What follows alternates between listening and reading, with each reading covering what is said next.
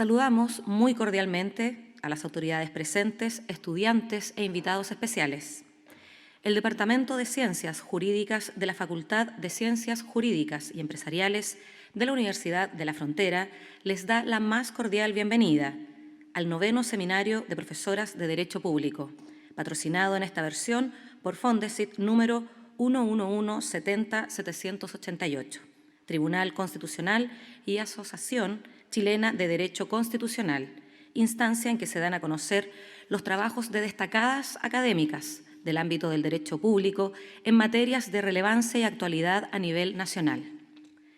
El tema a desarrollar en esta 9ª versión es Mujeres y Derecho Público, reuniéndose renombradas y publicistas del ámbito del derecho constitucional, derecho político, derecho administrativo y derecho internacional en paneles temáticos que agrupan asuntos de interés para el derecho público nacional. A continuación, invitamos a la decana de la Facultad de Ciencias Jurídicas y Empresariales de la Universidad de la Frontera, doctora Valeska Geldres-Weiss, a entregar un saludo a nombre de la facultad.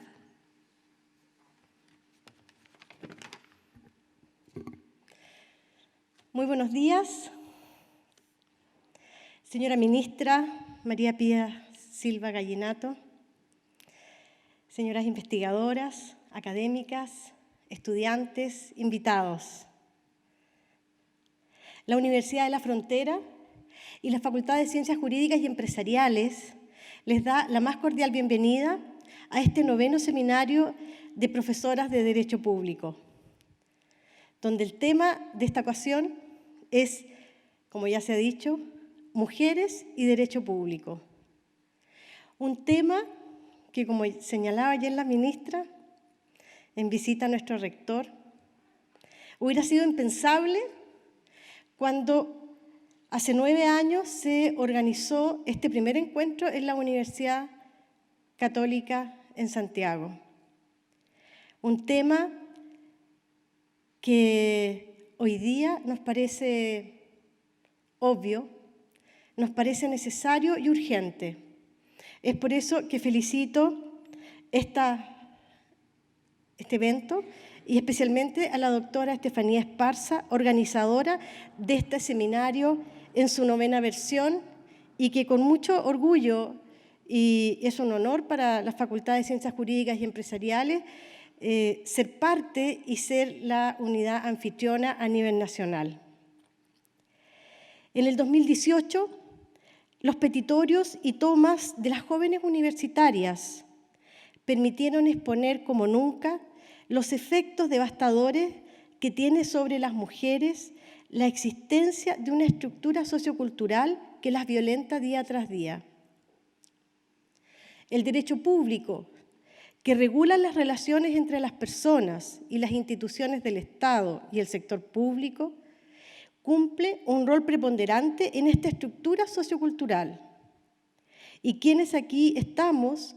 tenemos el desafío de impulsar los cambios que nuestra sociedad necesita. Es por esto que los temas que este seminario aborda son tan contingentes y tan urgentes: igualdad entre hombres y mujeres, derechos políticos de las mujeres, mujeres y medio ambiente, mujeres e instituciones. Mis felicitaciones para todas las universidades y académicas que participan, desde Valdivia a Valparaíso, si no me falla la geografía, la Universidad Austral de Chile, Universidad de Concepción, la Universidad de Chile, Universidad Católica de Valparaíso, Pontificia Universidad Católica y Universidad Alberto Hurtado. Para todas ustedes, la más cordial bienvenida, bienvenidas a una facultad que lleva 5 años de existencia, una facultad nueva, diferente. Somos una facultad interdisciplinaria que tiene como ejes la ética y la responsabilidad social. Así que este tema para nosotros es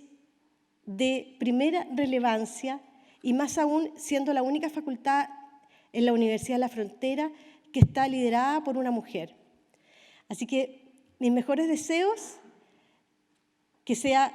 un momento de reflexión, un momento académico, pero también un momento entretenido. La vida y la academia tienen que juntar esas dos cosas para poder seguir avanzando. Muchas gracias.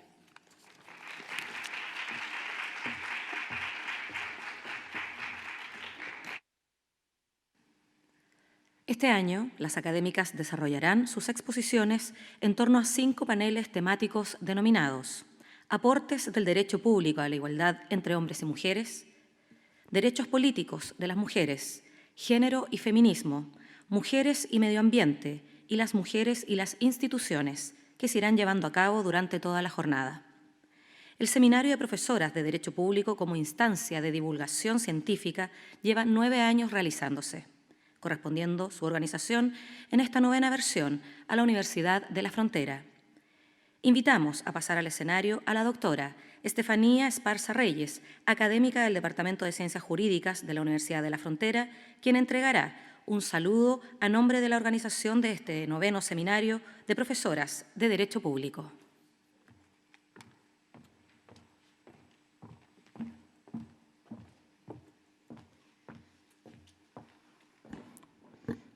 Buenos días a todos y a todas.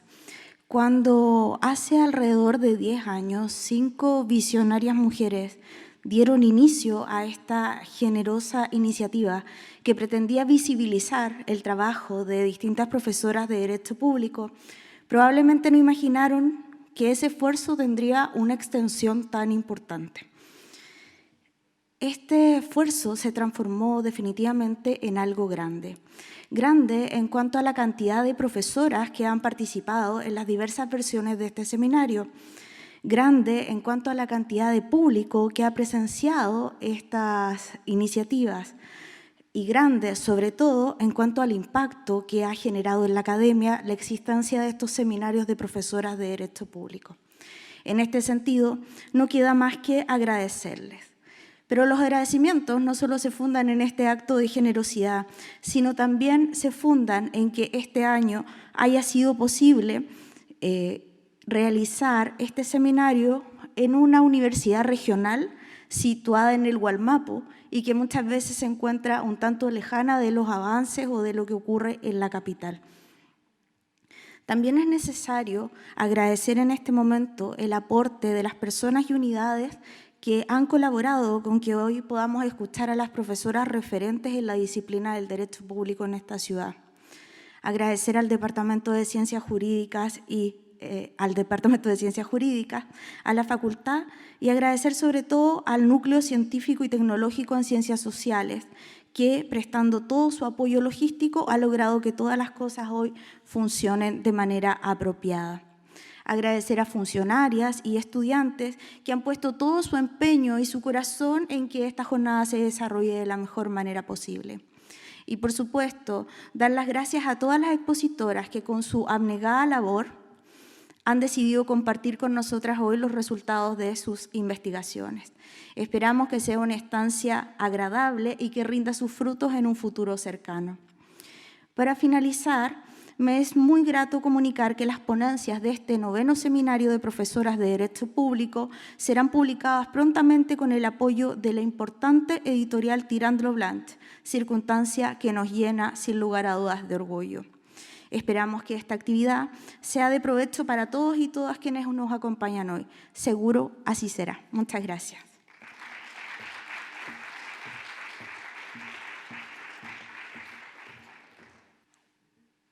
El Tribunal Constitucional se constituye como órgano que marca pautas dentro del derecho público chileno al ejercer el control de constitucionalidad de las leyes. Es por esto que la conferencia inaugural de este seminario sobre Mujeres y Derecho Público estará a cargo de María Pía Silva Gallinato, magistrada del Tribunal Constitucional de Chile. María Pía Silva Gallinato fue designada como ministra del Tribunal Constitucional el 25 de junio de 2018 por la Corte Suprema, por un periodo de 9 años, asumiendo en el cargo el 3 de julio de 2018 y el cual desempeñará hasta el año 2027. Licenciada en Derecho de la Pontificia Universidad Católica de Chile,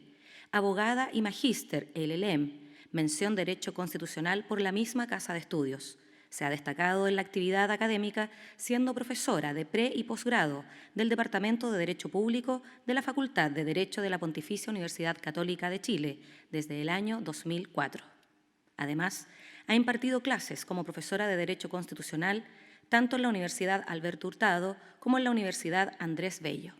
Junto a ello, colaboró en las tareas docentes, académicas y profesionales desarrolladas por el profesor Alejandro Silva Bascuñán hasta su fallecimiento ocurrido en el año 2013, destacando especialmente su participación en la elaboración de la segunda edición de su Tratado de Derecho Constitucional. Se ha destacado además en el área de la investigación jurídica, siendo autora de múltiples publicaciones, fundadora de la Asociación Chilena de Derecho Constitucional y actual directora y secretaria de esa asociación desde el año 2016. Es miembro fundadora del capítulo chileno del Ombudsman y del Centro de Estudios Constitucionales de Chile y ex integrante del Consejo Directivo de Constitucionalistas de los proyectos digitales Tu Constitución y Nuestra Constitución de la Fundación Democracia y Desarrollo entre los años 2015 y 2016. A continuación, la magistrada del Tribunal Constitucional de Chile, María Pía Silva Gallinato, inaugurará este seminario con la conferencia titulada El derecho de las mujeres a no ser discriminadas en la jurisprudencia del Tribunal Constitucional. Bueno, me siento bastante emocionada de estar acá, en este entorno, en esta sala tan preciosa. La verdad es que es bien imponente hablarles desde acá, desde regiones, desde esta ciudad tan hermosa que nos ha acogido en forma tan cariñosa. Y por eso que quería, en primer lugar, agradecer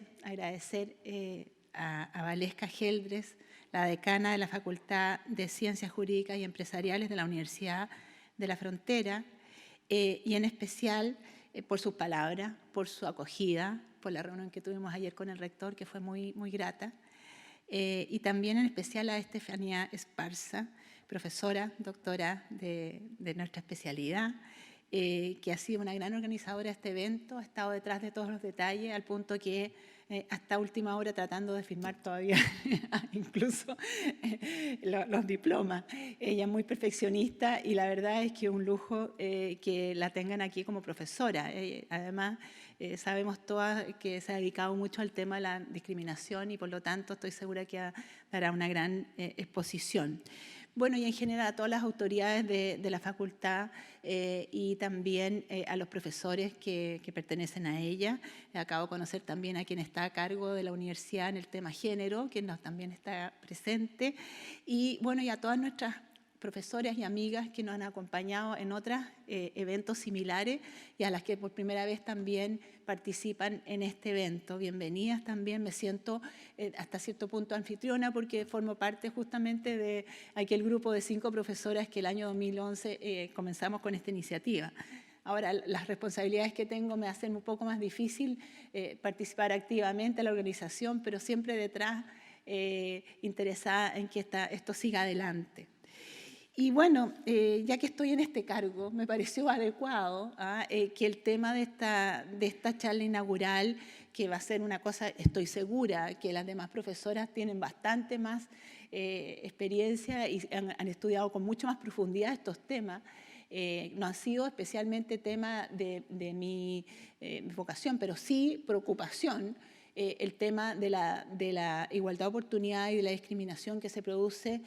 con las mujeres en Chile. Y ahora en mi rol de ministra del Tribunal Constitucional considero importante poner de relieve cómo este órgano, que a veces ha sido tan cuestionado también, ha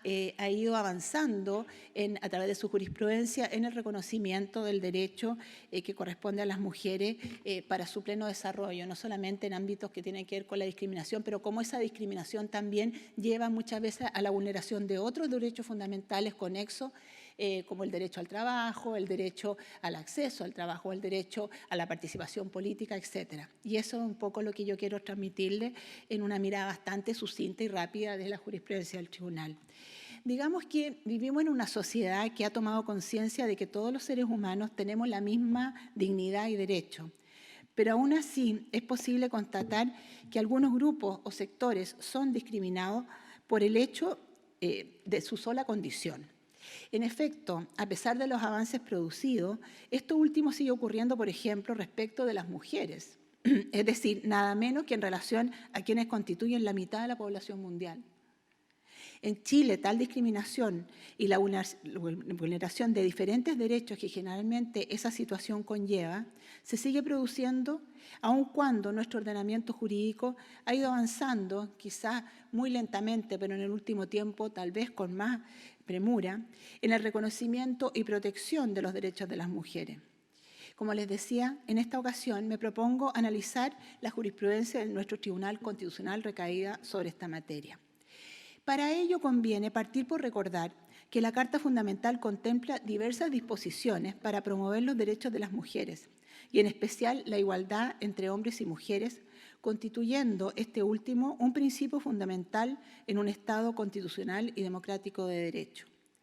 Si bien algunos, y quizás muchas profesoras de las que están acá, pueden estimar que deberían agregarse algunos preceptos más explícitos y más desarrollados para evitar las diversas dimensiones en que se expresa la desigualdad entre géneros, no hay duda que una interpretación sistemática y armónica de la Constitución de ella puede concluirse que se prohíbe tanto la discriminación de derecho como de hecho, reconociendo una igualdad tanto de carácter formal como material entre ambos sexos. En efecto, su primer artículo, contemplado en el capítulo sobre bases de la institucionalidad, comienza afirmando que las personas son libres e iguales en dignidad y derechos, precepto que, como ustedes saben, fue modificado por la Ley de Reforma 19.611 de 16 de junio de 1999, mediante la cual se reemplazó la expresión hombres, contenido en su texto original, por el de personas.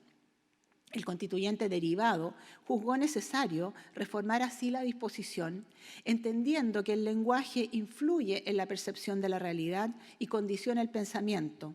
aun cuando se había entendido, quizás por el constituyente originario, que el vocablo hombres incluía a las mujeres, con lo cual ya hay una connotación, como ustedes ven, bastante cultural de lo que es ser hombre y mujer. Pero entonces el constituyente trató de esta manera de dar una señal para que no hubiese duda alguna que la Carta reconoce que todos, sin excepción, tienen la misma dignidad y derechos. Al respecto, el Tribunal Constitucional ha dicho que la referida norma debe entenderse como el principio matriz del sistema institucional vigente, del cual se infiere con claridad inequívoca que todo ser humano, hombres y mujeres, sin distinción ni exclusión, está dotado de esa cualidad, fuente de los derechos fundamentales que se aseguran en su artículo 19. Asimismo, cabe recordar que la promoción de una igualdad de hecho entre hombres y mujeres llevó a nuestra Carta Fundamental a consagrar como deber del Estado asegurar el derecho de todas las personas a participar con igualdad de oportunidades en la vida nacional. Ello se concreta a través del establecimiento de condiciones sociales que permitan que en el hecho a todas las personas se les coloque en un mismo punto de partida para el efectivo ejercicio de sus derechos fundamentales.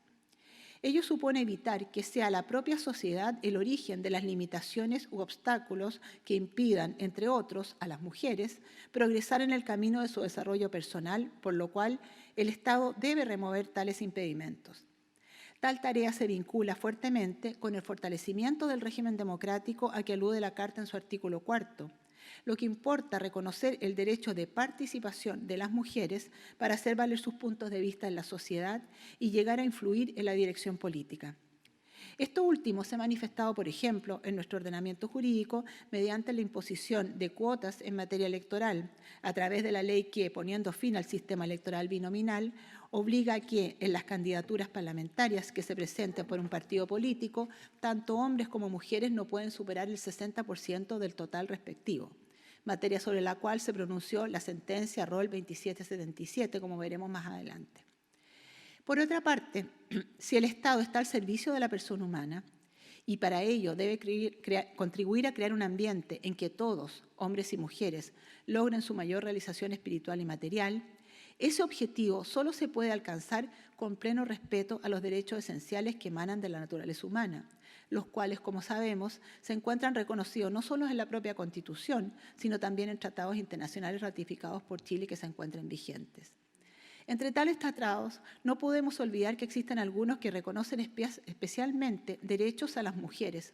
obligando al Estado de Chile, que lo suscribió, a cumplir con una serie de obligaciones, como son, por ejemplo, la Convención sobre la Eliminación de todas las formas de discriminación contra la mujer,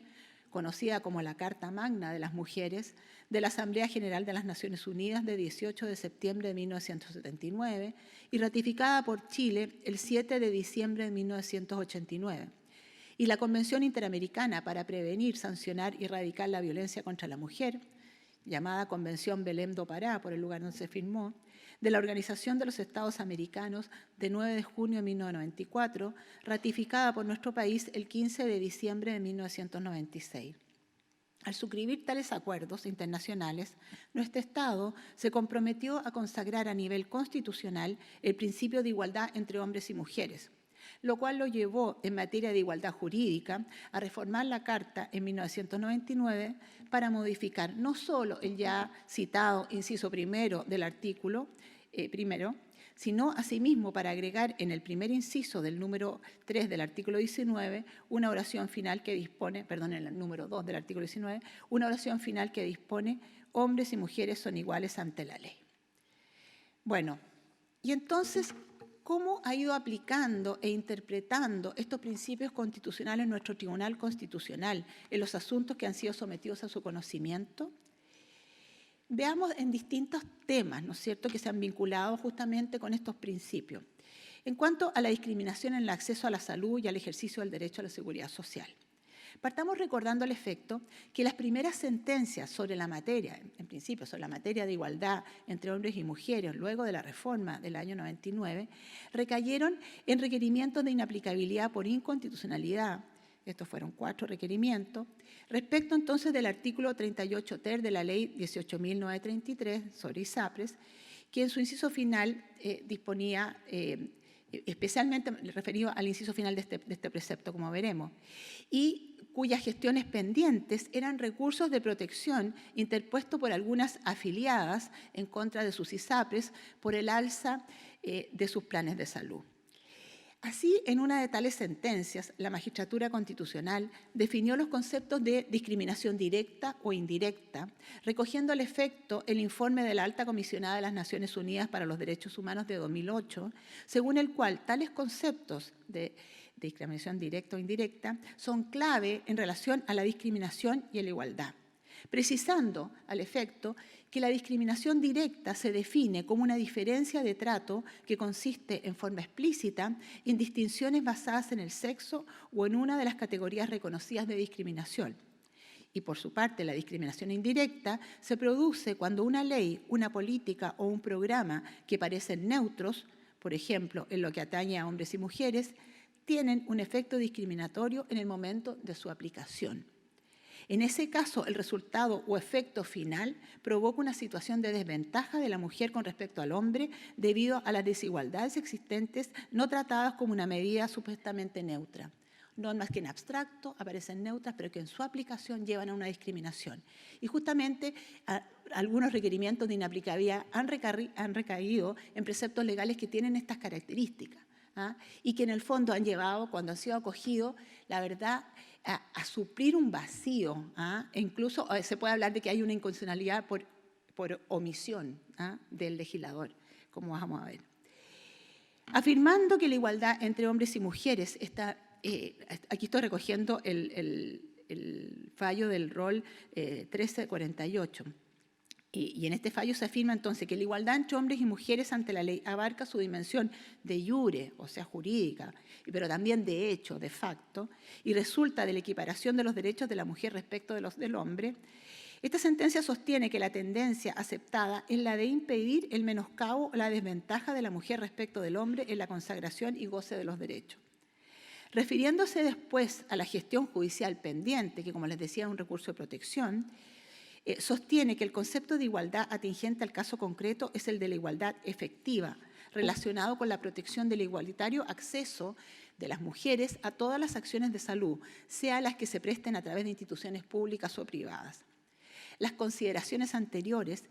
le llevan a acoger el requerimiento de inaplicabilidad en contra del precepto impugnado, por cuanto el aumento del precio del plan de salud contratado por la requirente con la ISAPRE, resultante de la aplicación de la tabla de factores de riesgo incorporada en la misma convención y que establece el precepto legal impugnado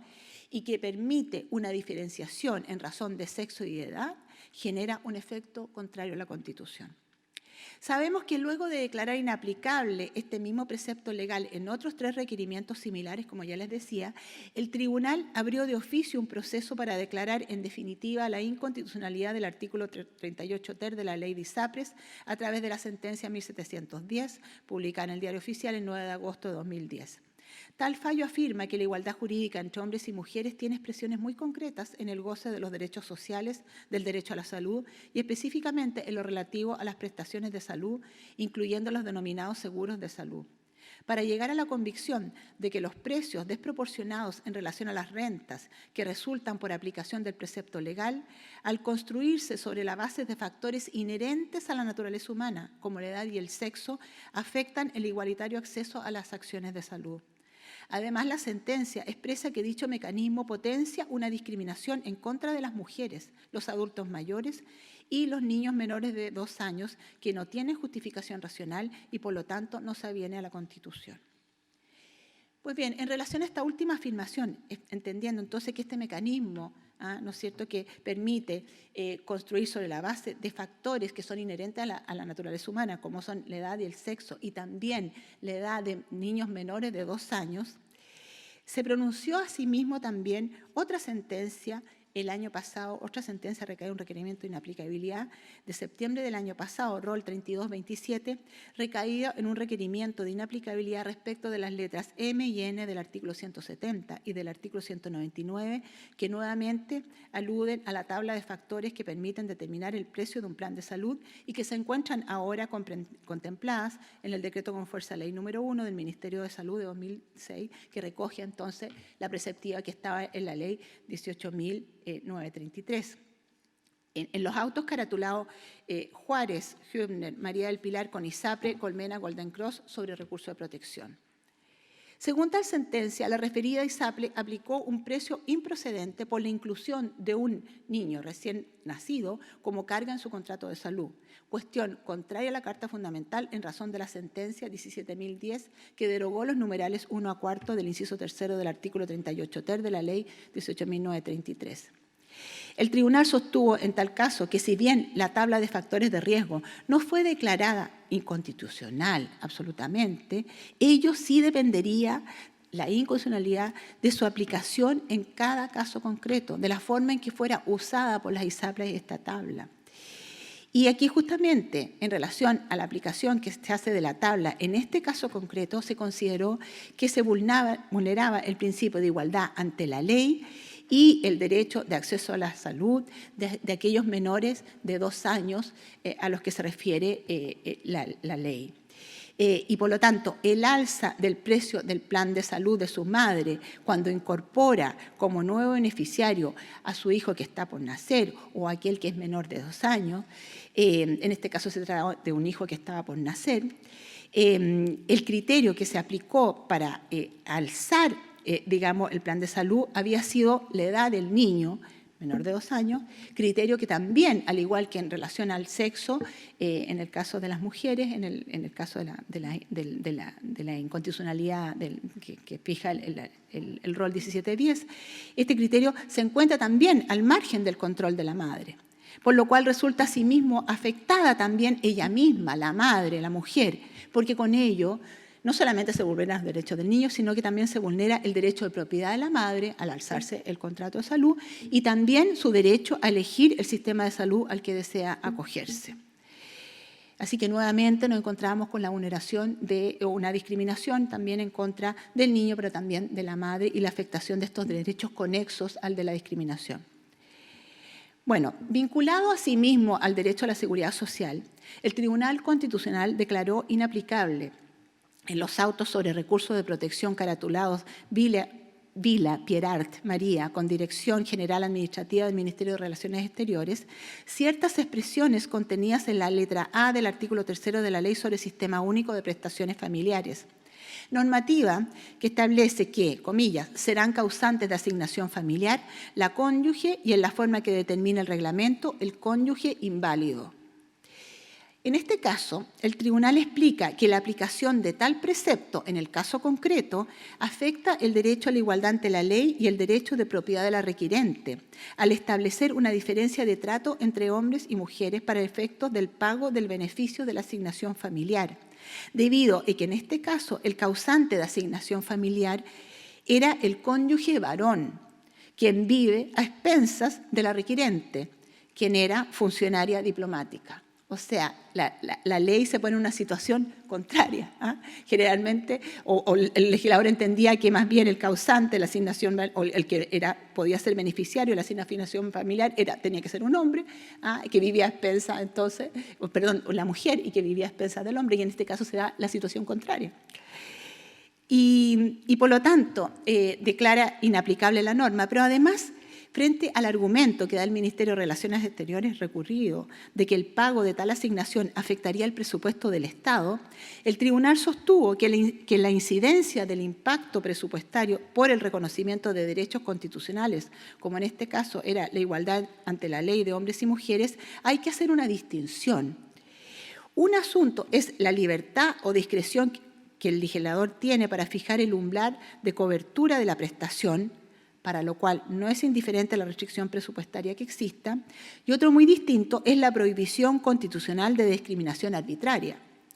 Ambas facetas pueden complementarse, de modo que lo primero no debería ser incompatible con lo segundo, ya que no es lo mismo cuidar el presupuesto fiscal vulnerando normas constitucionales, algo jurídicamente inadmisible, que cuidar dicho presupuesto de manera directa, clara y sin vulneración de derechos. Esto último ocurriría, por ejemplo, si de acuerdo a parámetros constitucionales válidos se limitara el universo de beneficiarios de la asignación familiar según la remuneración que se tenga o si se rebajara el monto mismo del beneficio. Aspecto esto último en que el legislador goza de un amplio margen de discrecionalidad. Entonces, por lo tanto, hay que compatibilizar un elemento y el otro y no llevar a una discriminación como se producía al aplicar la norma en forma literal, no en una forma integradora, sistemática, finalista, como lo hizo el Tribunal Constitucional. Otro fallo interesante en relación a la situación laboral de la mujer, porque aquí nos encontramos justamente en una funcionaria diplomática, pero aquí, hablando en general de la discriminación en relación al derecho al trabajo o a la libre contratación o a la forma en que se ejerce el trabajo, existe entonces un fallo referido y que recayó sobre un requerimiento de inaplicabilidad por inconstitucionalidad presentado por María Flores Parra y otros respecto del artículo 57, letra B de la Ley Orgánica Constitucional de las Fuerzas Armadas. En los autos sobre recurso de protección, nuevamente, las mujeres recurren de protección en estos casos, caratulados Malebrán Meriño con Ejército de Chile. Tal precepto no permitía aplicar el fuero laboral a una soldado profesional más allá de los 5 años que puede durar en el ejercicio del cargo, por lo que, en el caso concreto, aún encontrándose pendiente el periodo de protección maternal, la funcionaria embarazada sería desvinculada de la institución por terminar con su periodo. La sentencia consideró que la aplicación de la norma establecía una discriminación arbitraria, por cuanto una categoría de funcionarias quedó en una situación desmejorada y como perteneciente a un grupo perjudicado por aplicación de una ley que la sustrae o desarraiga del régimen jurídico natural, general y común al que necesariamente pertenecen por su calidad de madres. Asimismo, afirmó que las normas que protegen la maternidad no solo garantizan la salud de las madres y de sus hijos y la seguridad del mantenimiento del empleo y la remuneración, sino que también son garantías de una genuina igualdad en el acceso al empleo, de oportunidades y de trato para mujeres y hombres trabajadoras. También en relación a normas legales aplicables a mujeres trabajadoras en razón de su maternidad, la sentencia que se pronunció sobre la acción de inaplicabilidad del artículo 4 de la Ley 19.531, Rol 2830 del año 17, recordó que la Convención de Eliminación de todas las formas de discriminación contra la mujer, ratificada por Chile, exige a los Estados parte proteger los derechos de las trabajadoras ante potenciales discriminaciones originadas por la maternidad y sancionar todo tipo de práctica discriminatoria e implementar licencias pagadas, prestaciones de servicio de cuidados y otras medidas que permitan conciliar las responsabilidades laborales y familiares de los padres. En relación al caso concreto, resolvió que el precepto legal impugnado de manera ilógica solo contemplaba como excepciones al no pago de los bonos a los que se refería la ley, las ausencias del trabajo por más de 6 meses que se originen en, comillas, licencias por accidentes del trabajo o por permisos pre- y postnatal, excluyendo, sin razones que lo justifiquen racionalmente, la situación de una mujer que se vio forzada involuntariamente a ausentarse del trabajo por más de 6 meses por demandarlo la salud gravemente afectada de su hijo menor de 1 año. Aquí nuevamente estamos en una situación de inconstitucionalidad por omisión, ¿ya? Es un tema complejo, no es común que el tribunal se pronuncie, pero muchas veces en materia de discriminación ocurren este tipo de situaciones. El legislador no previó las distintas hipótesis en que podría aplicarse la norma y al aplicarla se produce justamente una discriminación, en este caso, en contra de la mujer. Y por lo tanto, dice que se ve, entonces, no hay una justificación que lleve racionalmente a esta ausencia de la norma. Lo anterior, entonces, considerando además que pese a las circunstancias de salud de su hijo, estuvo dispuesta la mujer a reintegrarse al trabajo en un sistema de media jornada. O sea, incluso la mujer dio esa facilidad, como lo autorizan por lo demás las normas sobre permisos postnatales, y en esas circunstancias, de todas maneras, se le rechazó esa posibilidad. Por lo tanto, también acoge el requerimiento fundado en estas normas de no discriminación en contra de la mujer. Y por último, en cuanto al derecho de las mujeres de participar con igualdad de oportunidades en la vida nacional, que me imagino que hay un panel especial sobre este tema y que va a ser desarrollado con mucho más profundidad, porque justamente se trata de este derecho de participación, en particular a... Disculpen. ¿Se escucha? Parece que ya no. ¿Sí? Ya. En particular, a acceder a los cargos parlamentarios, el Tribunal Constitucional ha dictado 2 sentencias que inciden en tal materia. La primera de ellas, que es la más importante, porque además es consecuencia de la primera, se pronunció sobre un requerimiento de inconstitucionalidad presentado por un grupo de senadores en relación al proyecto de ley que sustituía el sistema electoral binominal por uno de carácter proporcional y que incluía, entre muchas otras normas, un mecanismo de cuotas de género para ser candidato parlamentario. Al justificar el sistema de cuotas, la sentencia afirmó que éste busca reservar determinados cupos a grupos o sectores de personas que han sido históricamente minusvalorados, siendo mecanismos de acción afirmativa orientados a asegurar la efectiva igualdad ante la ley, para obligar a corregir o compensar dicha secular desventaja. La acción afirmativa supone un beneficio para ese colectivo que sin el mismo permanecería en una situación de subordinación.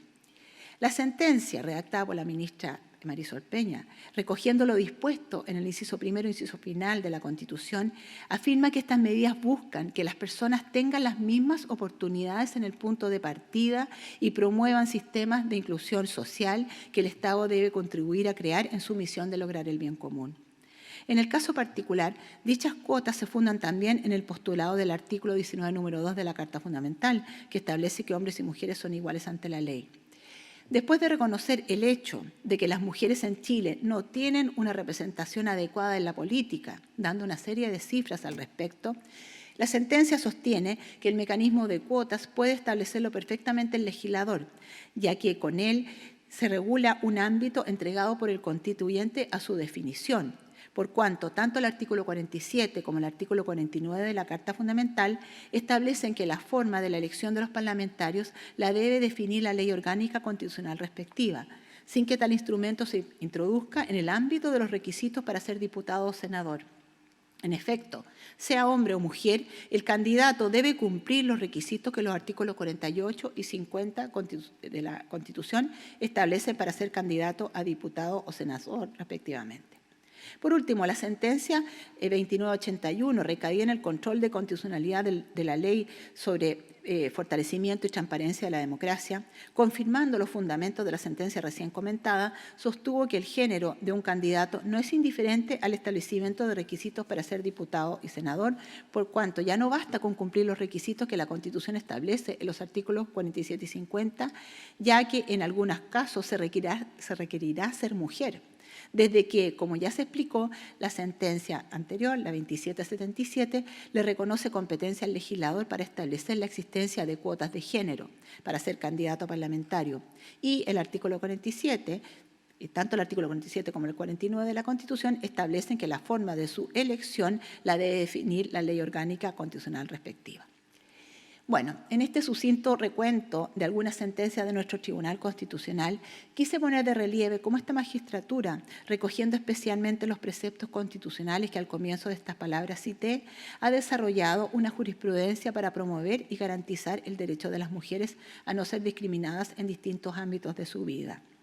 Si no hay duda que el movimiento feminista que surgió con fuerza en Chile el año pasado ha destacado que para las mujeres el camino hacia su desarrollo personal en todos los ámbitos de la vida es mucho más duro y difícil, he querido compartir aquí con ustedes mi convicción de que nuestro ordenamiento constitucional contempla algunos principios y reglas que buscan resguardar sus derechos y que el Tribunal Constitucional está preocupado de esta materia cuando conoce, por supuesto, estos requerimientos, los modelos que les he ejemplificado. Me ha tocado también, todavía no han salido los fallos, ya también conocer de otros requerimientos similares en otras materias, que espero que luego pronto salgan algunos fallos también referidos a otros ámbitos que también se vinculan especialmente con el derecho a la igualdad jurídica entre hombres y mujeres. Bueno, sabemos que el ordenamiento jurídico puede entonces, por lo tanto, apoyar e impulsar cambios que lleven a sensibilizar a la sociedad para mirar la realidad de las mujeres y que esa toma de conciencia puede conducir a que todos, hombres y mujeres, lleguen a su mayor desarrollo integral. Por mi parte, desde mi experiencia personal, he tenido la posibilidad de potenciar muchas habilidades que me han servido en mi vida, no solamente en el plano profesional, sino que también en la vida personal, para lo cual me influyó mucho el ambiente en que me eduqué y la carrera que elegí. Si bien no es fácil que en el ejercicio de la abogacía los varones cedan espacios de poder, tal vez es el mayor obstáculo que tenemos muchas abogadas, el apoyo de mis pares, la famosa sororidad, ha sido fundamental para llegar a acceder al cargo que ahora ocupo. El año pasado me sentí muy estimulada por muchas abogadas y colegas varones también para concursar ante la Corte Suprema para ser designada ministra del Tribunal Constitucional, superando temores que uno los tiene, las tenemos todas,